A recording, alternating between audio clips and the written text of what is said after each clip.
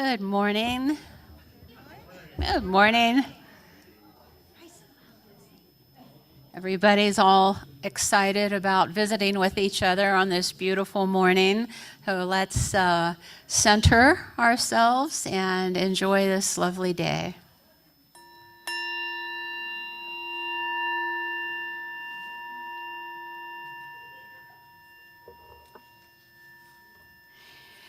Good morning again. Today, with ringing our peace bell, we affirm our collective hope for hope and peace. We acknowledge that these lands that we love are the ancestral homes of the Yavapai people. Well, let's join Meg. She's returned again to fill our hearts with song as we sing Come, Come, and please feel free to stand and sing in body or spirit.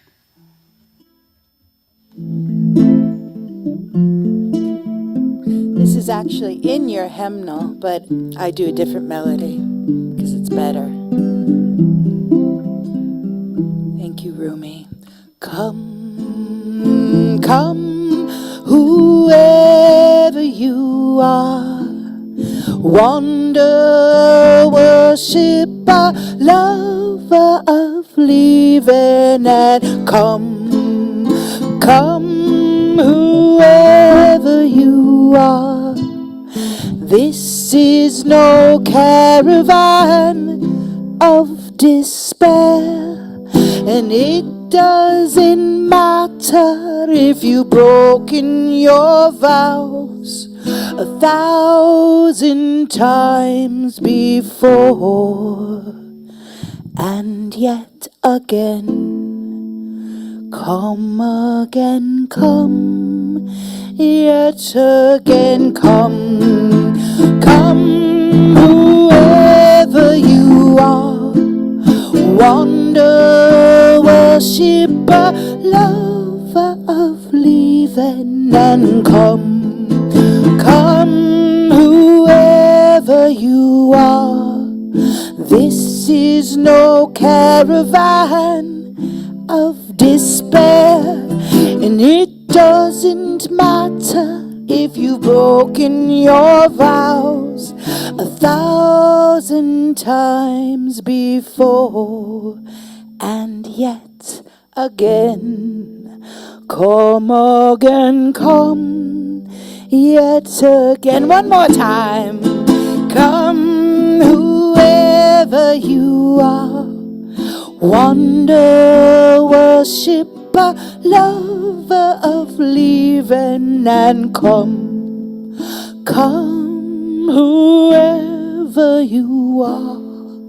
This is no caravan of despair, and it doesn't matter if you've broken your vows 1,000 times before, and yet again.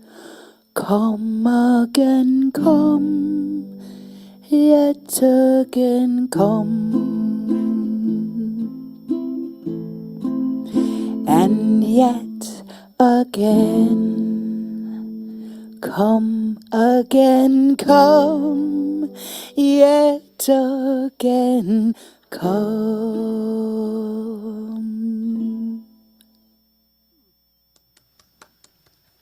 Thank you, Meg. That was beautiful. And good morning to all of you on Zoom. It's nice to have you here with us today. I'm Leslie Grady, your worship associate, and we extend a warm welcome to all. We're glad you're able to join us and hope you are in good health. A little bit louder, we've asked for Martin. So this is our mission statement of our congregation. We are a compassionate, spiritual community. Oh, okay, all right. Okay, Brigi's okay now. All right, yeah. Yeah. That celebrates diversity, nurtures the personal and spiritual growth of all ages, shares our gifts, promotes justice for all, and serves the world we live in. Please join us after the service in Davis Hall for coffee and refreshments and a wonderful cake for birthdays. And in a little bit, we'll wish Tracy all our happiness for she's going to still be with us, but she will have a little bit more freedom to visit her daughter and other relatives. And Zoom, you can join us for the breakout rooms after the service. If you're joining us for the first time, please check out the website prescottuu.org for more information. And if you're here for the first time, we'd like to get to know you at the end of the service. If you'd please stand and tell us your name, and we're so happy that you're here. And like I said, we do have refreshments across there. Well, so today we thank our friend and Reverend Doug Bland, who's with us, and double excitement, Meg Borman has returned to sing more songs. And Tracy Powers, we want to thank, our office administrator, who's done such an incredible job these years. Let's hear it for Tracy. Hey. And Tracy has been training Lisa DeLeo, and she's just a wonderful new person we're so lucky to work with. As worship associate this week, I got to work with both of them, and it's going to be a blessing to have Lisa with us, so thank you. And of course, Martin, our AV technician, we can't do without him. Thank you so much. And now, if you'll please make sure your phones are on worship mode, that would be great. So in addition to all the announcements you see on the screen, you can read about what's going on and the happening at GPUU in the weekly Peak newsletter on our website. There are a few printed copies out there on the table. Now, as you know, I am a Prescott Peace Builder. Yay!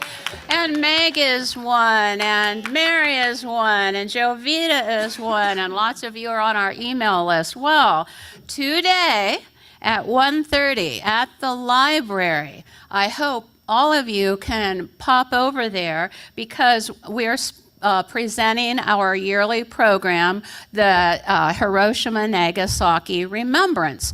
And of course, it was on the 6th, but we decided to have it today on the Sunday to get more people.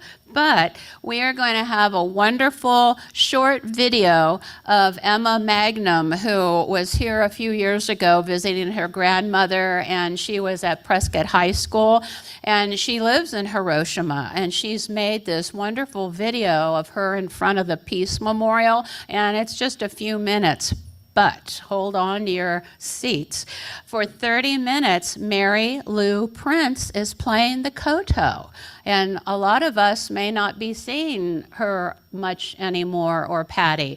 And this is your chance to hear her beautiful koto music for 30 minutes at the library.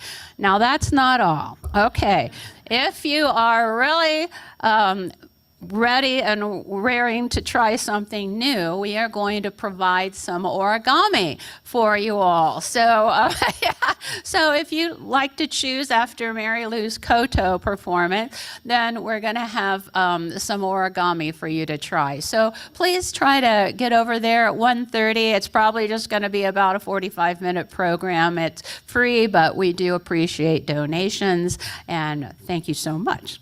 Okay, so back to church. So Sandra Palacios is our faith development coordinator with the children ages 5 and older across the street in the faith development building. And Ainsley is here with the younger children in the nursery. Well, now for a little bio about Doug. Doug's been a friend for quite a few years, especially starting off with Patrick. They both were in Arizona Interfaith Power and Light together, and we've become good friends with he and his wife, Amy. Well, Doug is the founder and former executive director of Arizona Interfaith Power and Light, which is a spiritual response to climate change. He now serves as AZIPL ambassador. As a new grandfather, he has another reason to care for the future of our precious planet Earth. He retired from Community Christian Church in Tempe, where he served as a pastor for 23 years.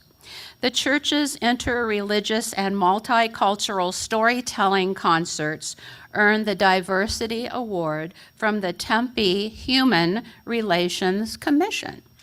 He has served as adjunct faculty at the South Mountain Community College Storytelling Institute. And oh my gosh, if you had the pleasure of listening to him speak and tell stories, it's just amazing. So we're so happy to have Doug here. And he has been here several times before. Some of you may remember the one time he brought his Echo confessional, where he met us over in Davis Hall, and you told him your environmental sins, and he granted you. that was a fun thing. So no confessional today. All right.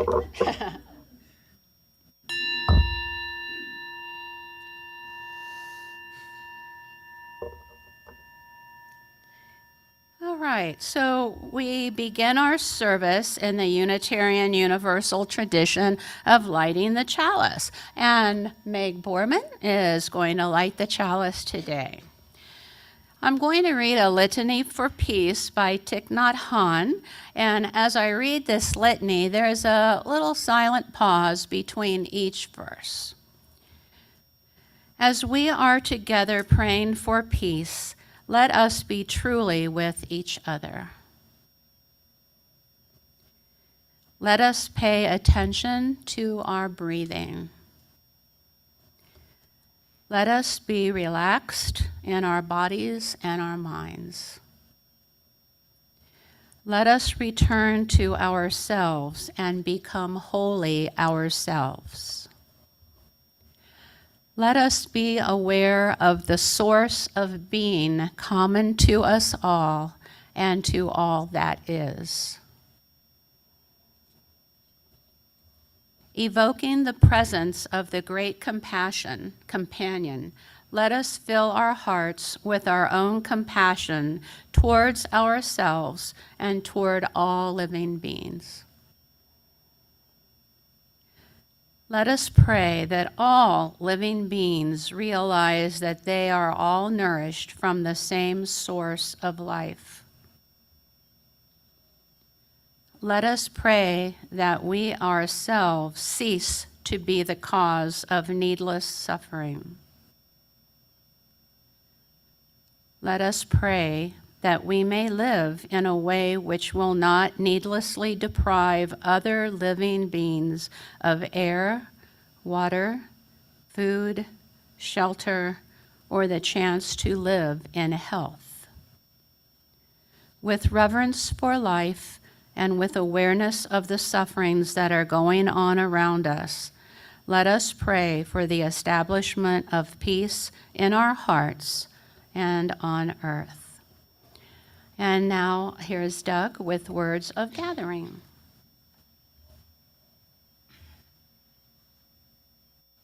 Good morning. Is this working okay? Yeah?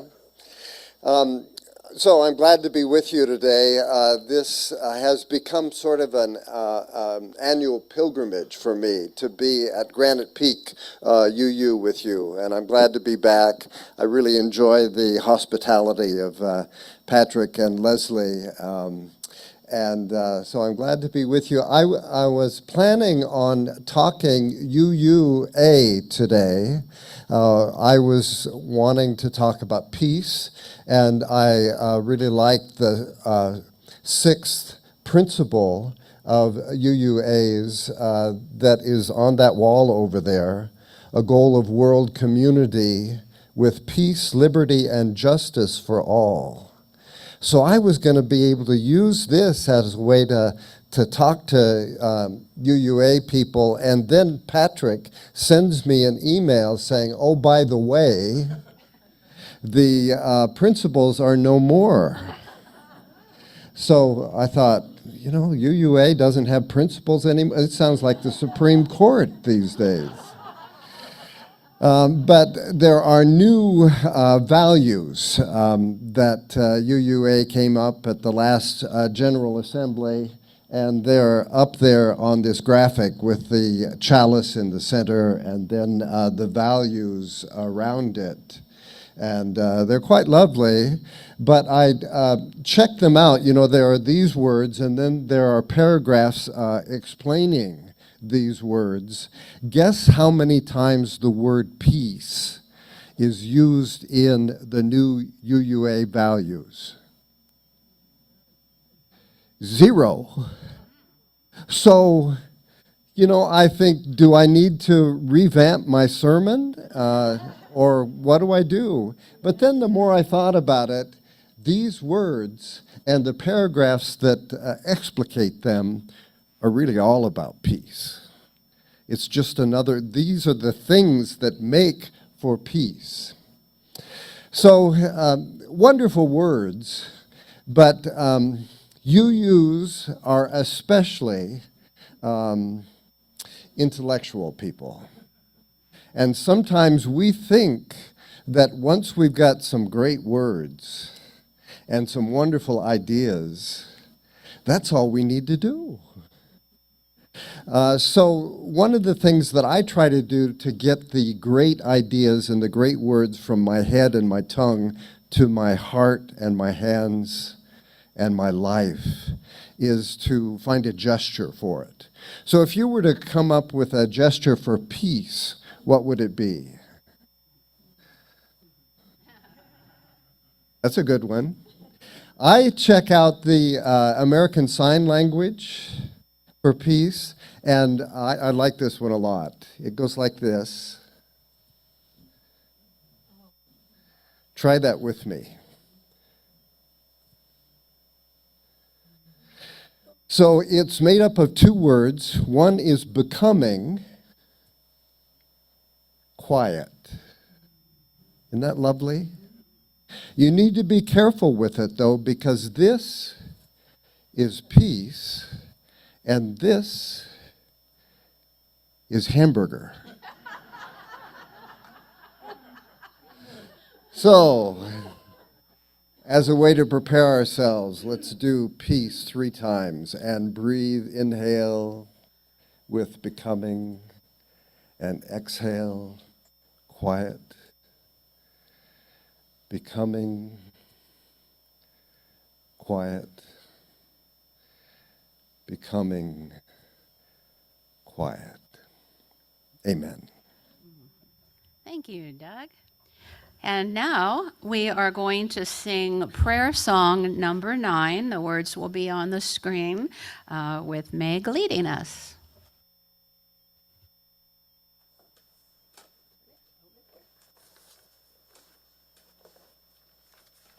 I was here a couple months ago, and I played this song. I chose the same song so you can learn it better. Can y'all hear me? Yeah.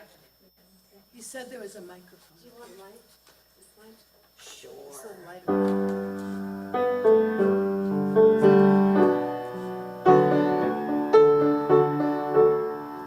Oh, I have grown fat on the feast of your pleasure, and I have grown faint on the fruit of your vine, and I would lay down all my fancies and feathers if you would lay down with me by your side. And the lark cries for joy at the glad days arising, and the mourning dove weeps for what's past and gone. And I would cast off all these dark thoughts that bind me, and be the clear flute for the breath of your song.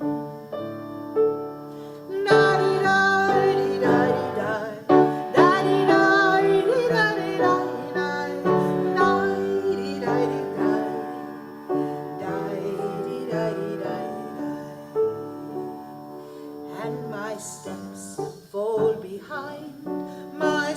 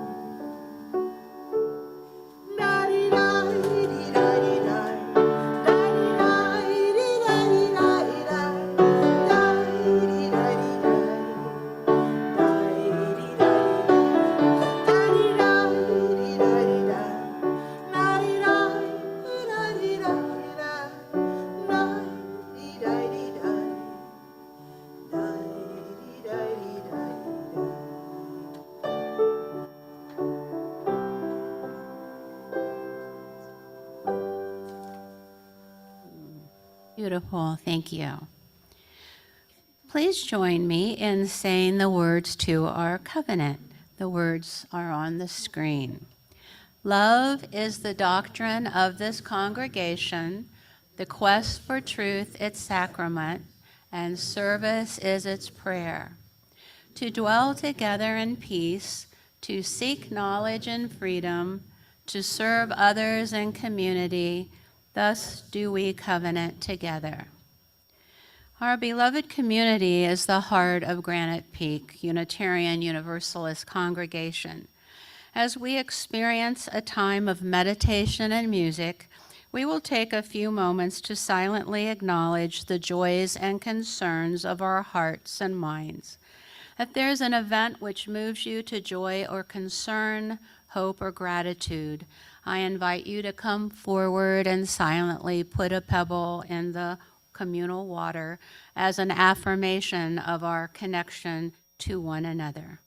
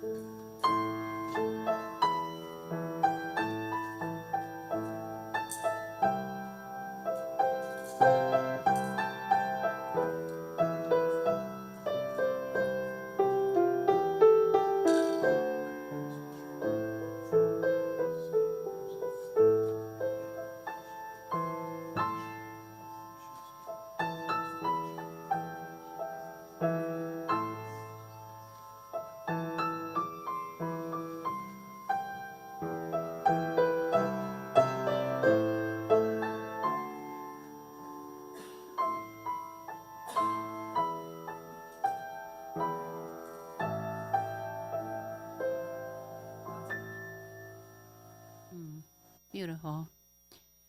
As we prepare to take the offering this morning, let us embrace the feeling of connection and community that we have when we gather here together.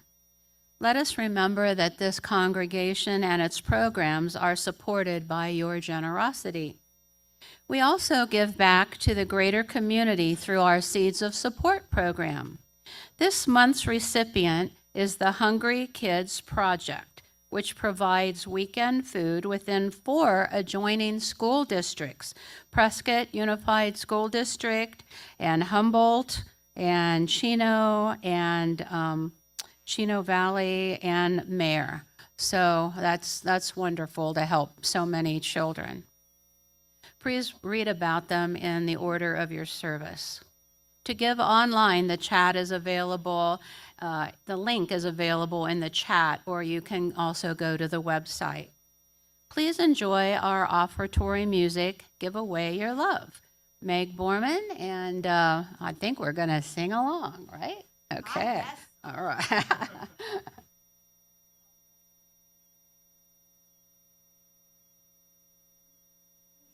One last time I was here as well, if you remember. Let's see if I do. It's got a special break time part in the middle that you all have to sing, okay? Basses and sopranos and all.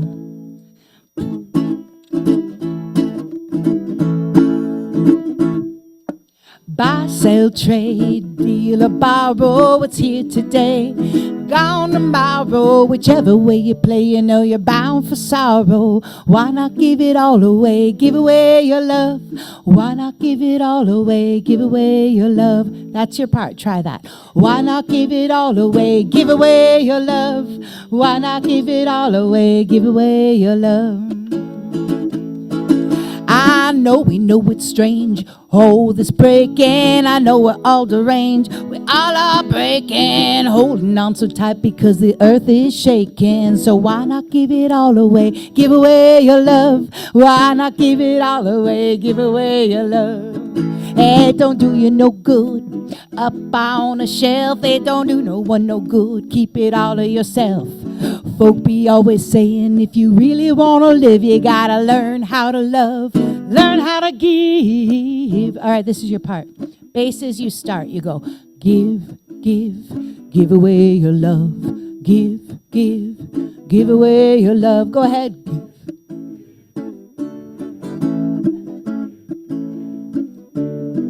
Altos, give, oh, give away your love. Give, oh, give away your love. Keep going, everyone. Give away your love.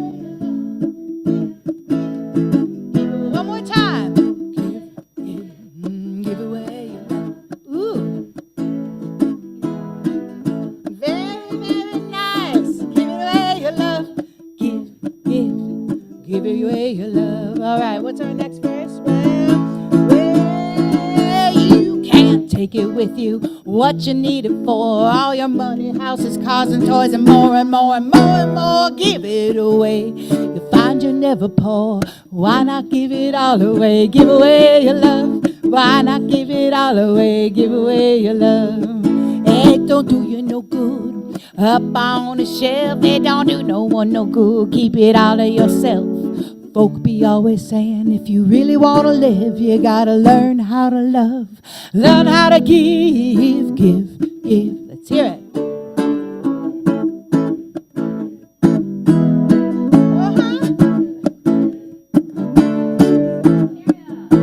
I can hear them. They're awesome. Keep on going. Give you love, love, love, love, love. Give you love, give you love, love, love, love, love. Give you love, give you love, love, love, love. Give it love, give it love, love, love, love, love, give it love.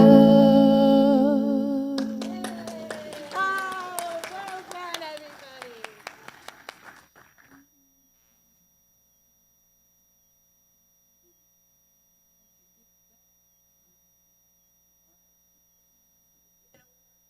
Away your love and your money. All right. All right. We acknowledge the generosity of spirit expressed through this offering. What is given in love is received in gratitude. Blessed be. And now Reverend Bland is going to do the reading, Paying the Price of Peace by Daniel Berrigan.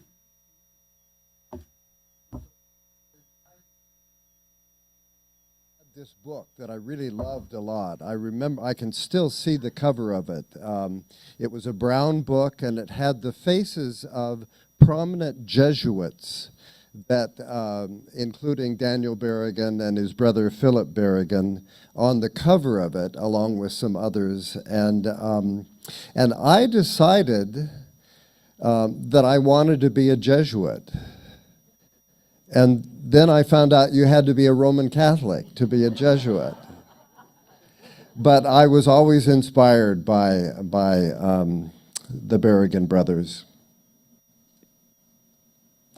We have assumed the name of peacemakers, but we have been by and large unwilling to pay any significant price. And because we want the peace with half a heart and half a life and will, the war, of course, continues, because the waging of war by its nature is total, but the waging of peace by our cowardice is partial. So a whole will and a whole heart and a whole national life bent towards war prevail over the velities of peace. In every war since the foundation of the Republic, we have taken for granted that war shall exact the most rigorous cost, and that the cost shall be paid with a cheerful heart. We take it for granted that in wartime families will be separated for long periods, that men will be imprisoned, wounded, driven insane, killed on foreign shores. In favor of such wars, we declare a moratorium on every normal human hope. For marriage, for community, for friendship, for moral conduct towards strangers and the innocent. We are instructed that deprivation and discipline, private grief and public obedience are going to be our lot, and we obey. And we bear with it because bear we must. Because war is war, and war, good or bad, we are stuck with it and its cost. But what of the price of peace? I think of the good, decent, peace-loving people I have known by the thousands, and I wonder, how many of them are so afflicted with the wasting disease of normalcy that even as they declare for peace, their hands reach out with an instinctive spasm in the direction of their loved ones, in the direction of their comforts, their home, their security, their income, their future, their plans, that 5-year plan of studies, that 10-year plan of professional status, that 20-year plan of family growth and unity, that 50-year plan of decent life and honorable natural demise. Of course, let us have peace, we cry. But at the same time, let us have normalcy. Let us lose nothing. Let our lives stand intact. Let us know neither prison nor ill repute, nor disruption of ties. And because we must encompass this and protect that, and because at all costs, our hopes must march on schedule, and because it's unheard of that in the name of peace, a sword should fall, disjoining that fine and cunning web that our lives have woven, because it is unheard of that good men and women should suffer injustice, or families be sundered, or good repute be lost. Because of this we cry, peace, and cry, peace, and there is no peace. There is no peace because there are no peacemakers. There are no makers of peace because the making of peace is at least as costly as the making of war, at least as exigent, at least as disruptive, at least as liable to bring disgrace and prison and death in its wake.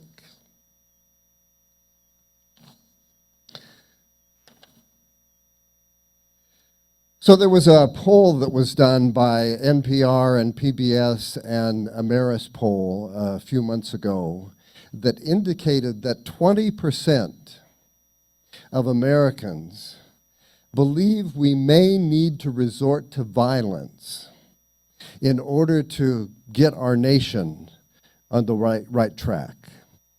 20% say we may need to resort to violence. And experts are saying, with the election coming up, it's a very, very dangerous time in our culture, in our country. So a group of us went to Belfast, to Northern Ireland.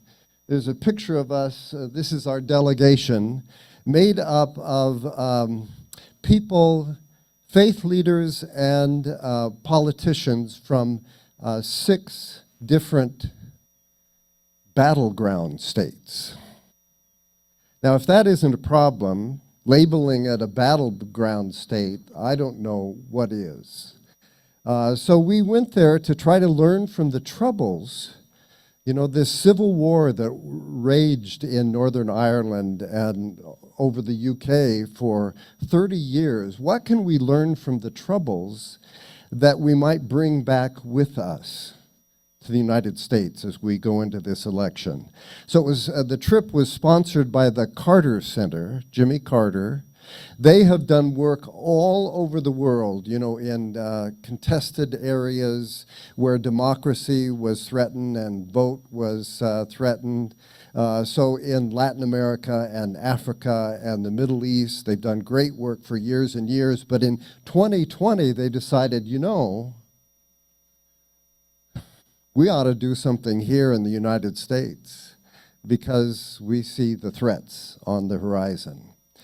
So a group of us went to Northern Ireland to learn what we could there. And it was an amazing trip. So the question is, we often characterize this conflict as a religious one, Catholics versus Protestants. But as you might guess, the sectarian differences were really a very small part of this difference. That underlying causes were economic and political and historical and years and years of injustice. So the Protestants in Northern Ireland allied with Great Britain, the power brokers there, for years have had opportunities in employment and in housing that the Catholic population did not. For years and years, land was taken away from poor Catholic farmers and given to Protestant farmers. So what does an oppressed people do when they have years and years of injustice? So this might be one way to characterize it. They were a powder keg, as we say, ready to explode. They decided to take a shot, as we say, at justice. They went ballistic, as we say. Some declared war on their oppressors. Others rallied the troops to protect their power and their privilege. So I hope you notice the metaphors that are used.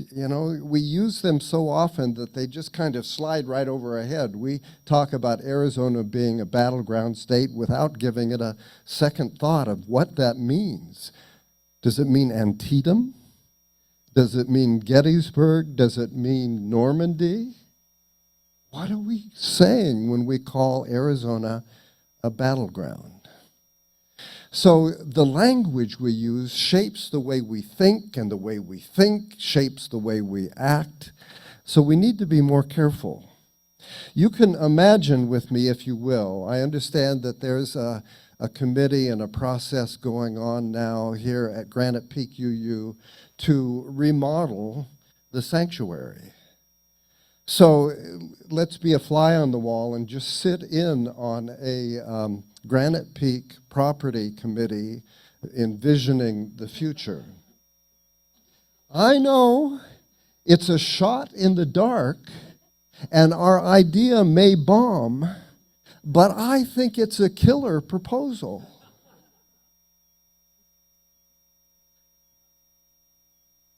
Don't worry, we have Mildred on our side as a secret weapon. She's armed with the facts, and she's a real pistol. We're under the gun here, so now is the time to shoot from the hip. No. But you might imagine that it could happen because those are the metaphors that we use so much.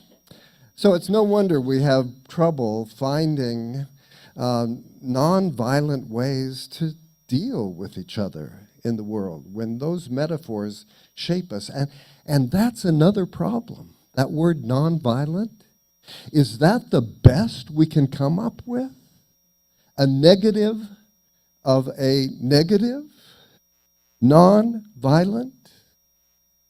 Seems like we ought to be able to come up with a more positive words to express the opposite of violence. And it's not just the words we use, it's also the images, the media images, the movies, the video games that we see that are all centered on violence that shape our mentality. Even the cartoons. I grew up with Popeye the Sailor Man. And, I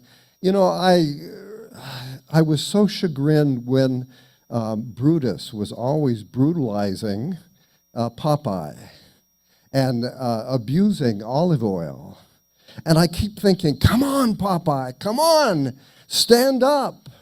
But he gets beat up and he gets beat up and he gets beat up, and finally, with Brutus's foot on Popeye's back, at the last possible moment, he manages with his last ounce of strength to get out the can of spinach. And he drinks that spinach, and the muscles bulge, and his pipe twirls around in his mouth, and he beats up Brutus and saves Olive Oil, and I'm cheering, go Popeye, go beat the heck out of that Brutus. And, you know, the characters change, but most every movie we see has that kind of mentality that the good guys will beat up eventually on the bad guys. And the public policy, the best public policy we come up with, we term a war on poverty, a war on cancer, a war on violence? No? So it's no wonder that 20% of us say that we need to resort to violence as a way to get the country back on track. And at first, when I was working on this sermon, I thought, 20%, that's awful. It should be 0%. But the more I thought about how my mentality, my soul has been shaped by this violent rhetoric, violent movies, violent public policy strategies, the more I think, no, it's probably a lot bigger than 20%. How many of us would confess to wishing sometime that if we could just get rid of him or them, the world would be a much better place? So maybe the best thing to do is to confess that violence that is a part of our own souls, not just a part of, a 20%. So a group of us went to Belfast to try to learn from the Troubles what we might do here in the United States. It was sponsored by, as I said, the Carter Center, and then a group here called Arizona Democracy Resilience Project. So it's got two co-chairs, one a Democrat, Ron Barber, one a Republican, Don Henninger, who used to be an editor for the Republic, Arizona Republic. And we went there to try to learn. We met with delegations from Ireland and Great Britain and the United States, but the most moving experiences were always hearing stories of people who had lived through what's called the Troubles for 30 years. So we're at a table, there is a Protestant man who was they were just out shopping for the day in this store. And an IRA bomb was placed in this shopping center where they were, and it went off. And both of them were seriously injured, his wife mortally injured, and she died in his arms. Next to him at the table was a Catholic woman whose son just went to the pub for a little bit in the evening. And she expected him back at any moment, but there's a knock at the door, and it's the police. And they ask the husband to come and identify the body of her son. A little later that afternoon at the same table, there's a representative from the IRA and a representative from the opposing loyalist group. And they have been using the last 30 years to try to kill each other. But now gray and mostly bald, they're sitting next to each other at the same table, and one of them says, "Thank God we didn't have the internet during the Troubles." And the other one says, "Thank God our society wasn't as awash in guns as the United States is now. So we listen to these people tell their moving stories, and there are 5 things that I heard in our visit to Ireland. I'll try to be brief. They said again and again and again, to the best of your ability, try to include everybody at the table. The opposition, the people you really don't want to talk to. So I came back from Belfast recognizing what a narrow silo I live in. And so the Sunday after I came back, I went to Dream City Church. Now, I don't know if you know about Dream City Church. It's where Trump goes. It's this big mega church in North Phoenix where Trump has his rallies. It's the home base for Turning Point USA, this white Christian nationalist group that meets there. So I decided I needed to get out of my narrow silo. I live in Tempe. It's a progressive community. My social media doesn't have many people on the opposite side posting. So I needed to get, and the church that I go to is multicultural and as many gay people as there are straight people, and very progressive. So I decided I needed to get out of my silo. So I went to Dream City Church. I won't go into details here, but just to say, after that experience, I decided that Dream City Church is not the place I can start getting out of my silo. And I have family members that I need to reach out to first. So I went to Idaho a couple weeks ago to hang out with my brother, who, the reason we'll go to the polls in December is to cancel each other out. So, but I take to heart what they said about as much as you're able, include everybody at the table, because if you don't, it will bite you on the butt. The second thing that they said was don't demonize or stop demonizing the opposition. Sometimes it really feels good, and in the privacy of our enclave, maybe we use those hostile words to blow off some steam, but it really wasn't very helpful publicly to use terms like a basket of deplorables, as good as it might have felt. So stop demonizing the opposition. So Tim Shriver, if you know that name Shriver, it's because his father, Sergeant Shriver, started the Peace Corps, and his mother helped to start the Special Olympics. So this is a family known for their public service. He's working with classrooms of kids with special needs. And people came to him and said, why don't you do something? You've done such a great job with these kids. Why don't you do something to help our nation get over this deep gulf of animosity that exists?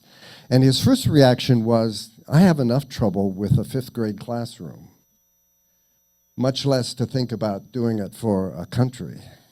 But he spent 3 years bringing in experts, and they wondered, what can we do to bridge this gulf? And the conclusion they came up with was, the problem is not the differences we have, it's the way we talk about our differences. So they came up with this dignity scale. And it's 1 through 8, and 1 through 4 is, basically language about, that says basically, they have no right to exist. They're not human beings. We need to do whatever we can to get rid of them. And the other end of the scale says, we're all human beings here. We're all, made in the image of God. We have so much more in common than we have difference. So they came up with this dignity pledge. You can go online and you can sign on to this. As an American who knows and loves my country, I'm convinced there is no America without democracy, no democracy without healthy debate, and no healthy debate without dignity. Therefore, I pledge to do more to treat others with dignity, not contempt. The third thing that I heard again and again in Belfast was people come from all over the world to try to learn from the Troubles and the peacemaking process there. But they've got a long, long way to go. And violence is never, never the answer. It leaves these deep, deep scars in a society that take generations to get over. As Martin Luther King says, about people who are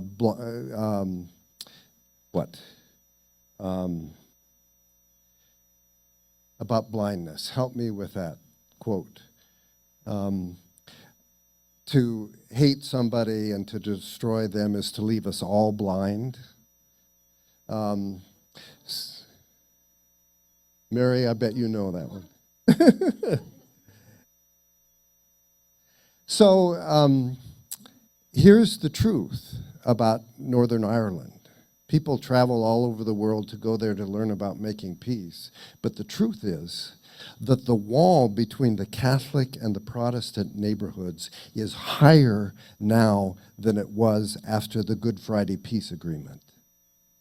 The schools in Northern Ireland are still segregated, Catholic and Protestant.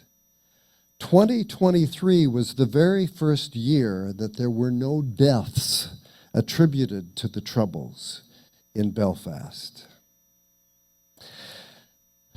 I went to a storytelling concert while I was in Belfast. And so this is a group of people that I met outside this library where the storytelling was going on.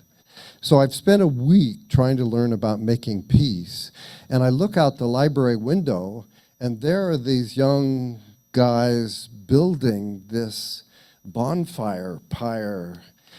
So they're hauling in platforms to build this bonfire on July 12th to celebrate the victory of King Billy, who was Protestant, over the Catholic Charles 300 years ago. And then they'll have these big bonfires, and the Orangemen will march through Belfast, and it's been the cause of a lot of violence in the past. So I go out to talk to these guys. Like I said, I've been learning about peace, but now here I am standing with these ruffians as they're building this bonfire. Somebody sent me a picture of the library recently with all of the windows boarded up, because once this bonfire, that it's 3 or 4 stories tall, right next to the library, all the windows get busted out every year. So these young men are playing soccer while this storytelling concert is going on inside the library, and the soccer ball hits the window of the library. And all these people who are from Belfast, who have been through 30 years, they're older people, so they've been generation after generation of violence there, cringe and cry out and duck when a soccer ball hits the window. And I'm looking around thinking, my God, generations it'll take to heal this society. Violence is not an answer. An eye for an eye leaves us all blind. There's the quote. And finally, what I learned in Northern Ireland, and there's one more slide, is that churches there, Catholic and Protestant, did very little to help overcome this conflict. They sort of hid behind their fortress when they were needed to step out and to try to reconcile. So the role of our churches and mosques and synagogues in the conflict that we face is to try to lead, try to reach across the aisle. And for UUs, your job is to take these beautiful, abstract words and to translate them into actions, into becoming quiet, into peace. Amen.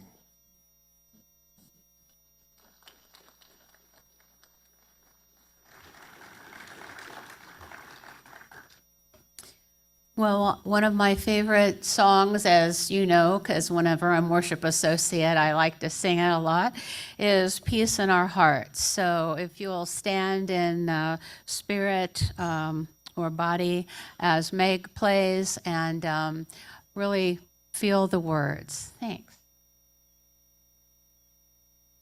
Oh, okay.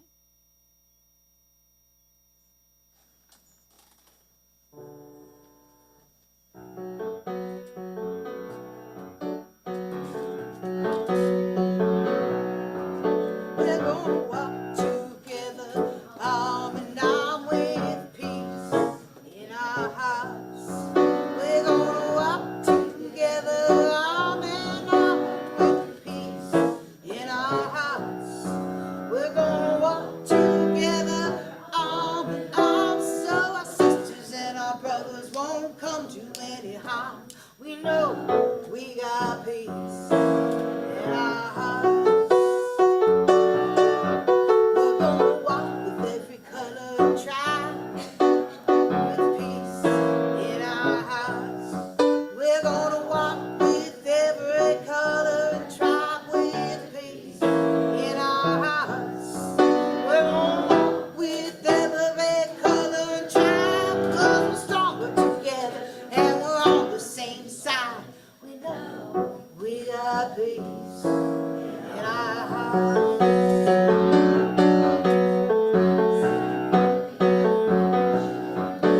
With peace in our hearts, we're gonna stand for the earth and the children too. With peace in our hearts, we're gonna stand for the earth and the children too. 'Cause it'll take everyone to make this dream come true. We know we got peace in our hearts. We're gonna stare into the hateful mind with peace in our hearts. We're gonna stare into the face of the hateful mind with peace in our hearts. We're gonna stare into the face of the hateful mind.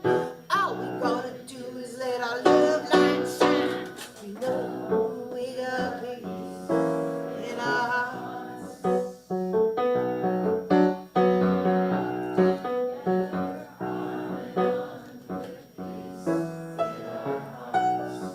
We're gonna walk together, arm in arm, with peace in our hearts. We're gonna walk together, arm in arm, so our sisters and our brothers won't come to any harm. We know we got peace in our hearts. We know we got peace in our hearts. We know We've got peace in our hearts.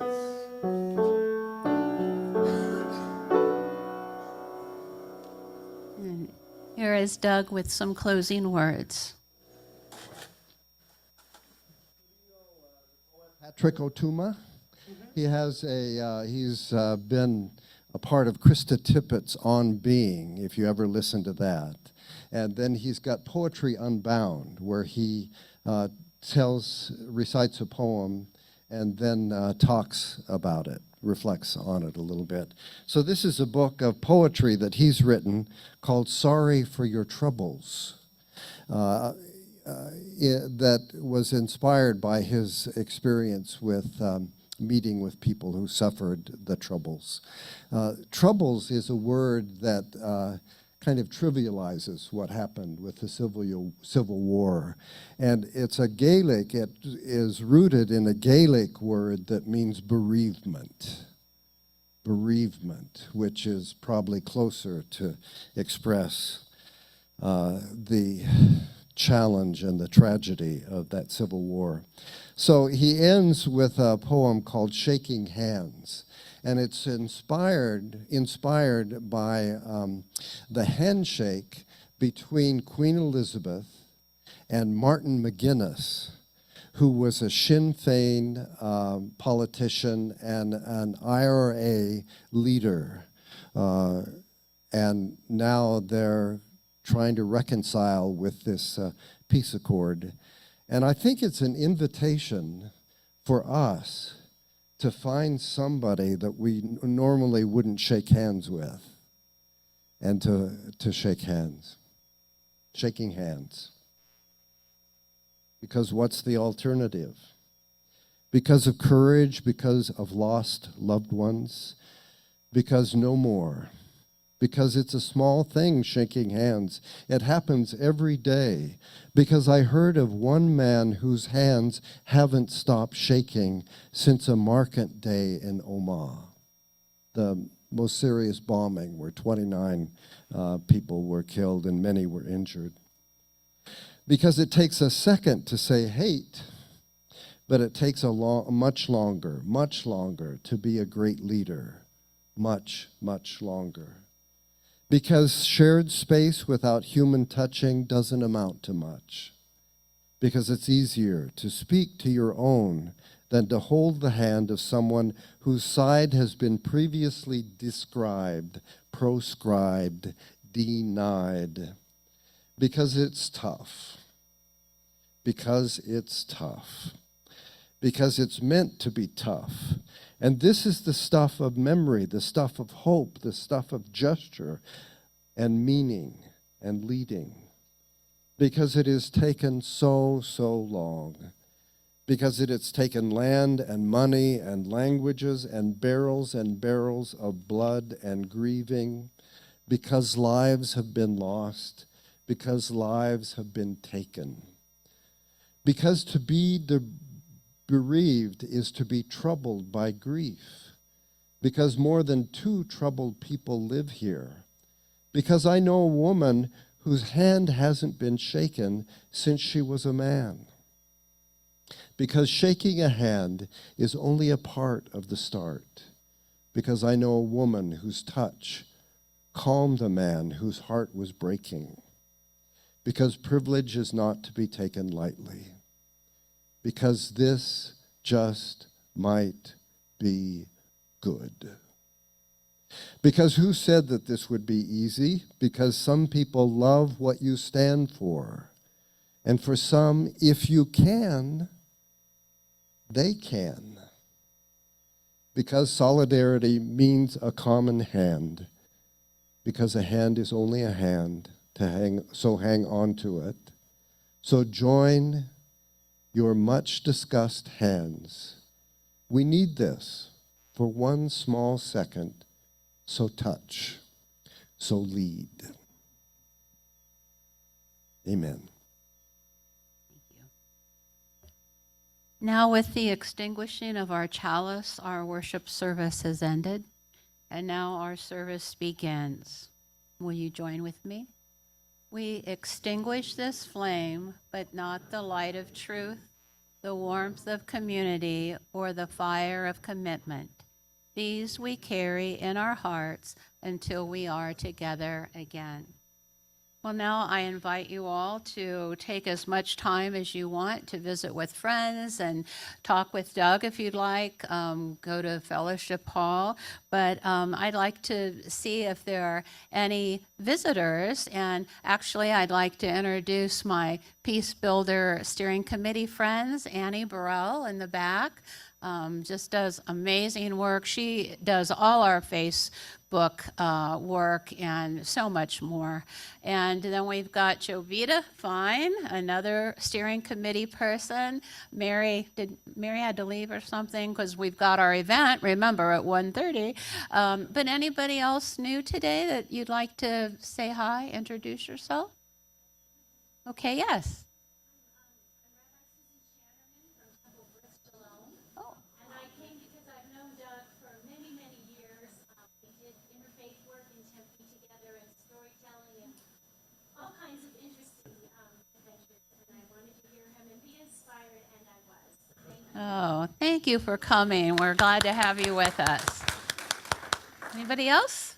All right, so now feel free to head over to the fellowship hall, greet one another, and we're so glad you were here today. Thank you. Thank you, Leslie.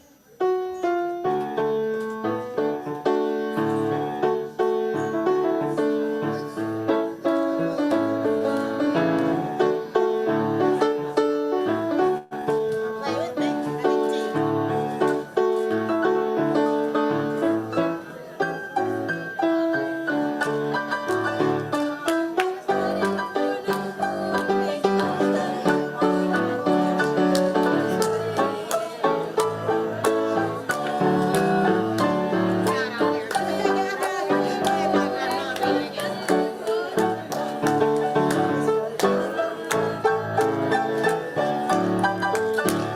I'm gonna lay my sword and shield down by the riverside, down by the riverside, down by the riverside. I'm gonna lay my sword and shield down by the riverside. Won't study, he won't no more.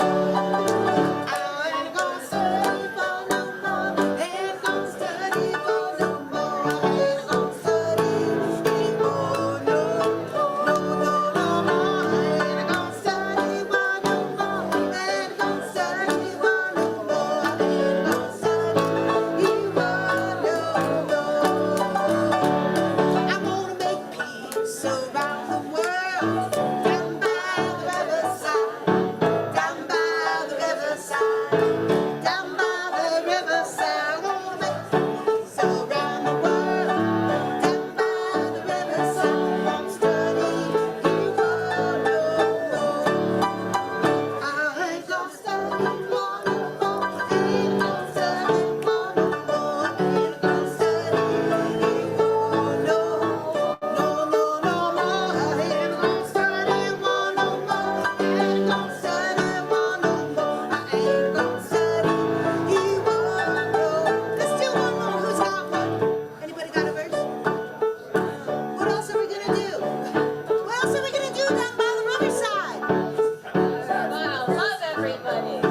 Oh, love everyone we see down by the riverside, down by the riverside, down by the riverside. Oh, love everyone I see down by the riverside. Won't study, he won't know.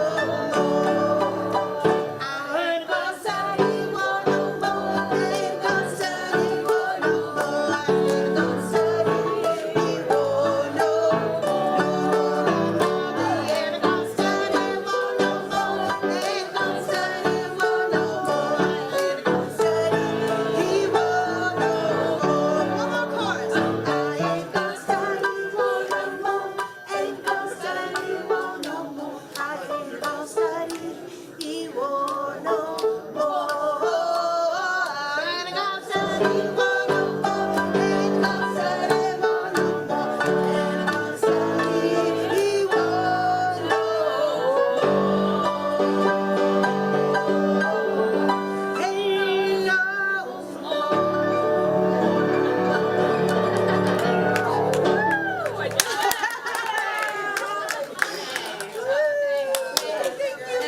Hey, that was fun. I have a question. I forget what I can. Show me.